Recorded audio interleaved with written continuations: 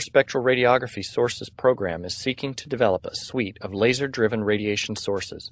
By using a common laser to drive these multiple sources, one can gather more information about the structure being scanned.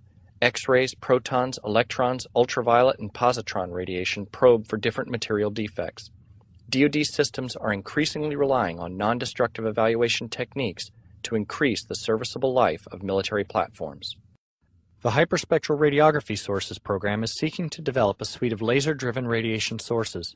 The common piece of all of these sources is an ultra-intense femtosecond laser pulse. To amplify the short pulse, one must first stretch the pulse in time by making some of the wavelengths of the pulse travel longer than others in a device called, appropriately enough, a pulse stretcher. The pulse then travels through an amplifier to boost its energy and is then sent through a pulse compressor that reverses the process of the pulse stretcher. The compressed pulse can contain over a joule of energy while still being less than 100 femtoseconds long. The resulting intensity approximates environments not seen outside the core of stars. These ultra-intense, ultra-short pulses will be used to seed radiation modules in the HRS program. The Hyperspectral Radiography Sources program is developing high-brightness monochromatic electron beams using a technique called laser wake-field acceleration. In this process, a very intense ultra-short laser pulse is fired at a helium gas jet. The laser pulse creates a plasma in which the electrons of the gas are separated from the atoms. The oscillating electric field of the laser pulse causes the particles in the plasma to form a wake, like a boat moving through the water.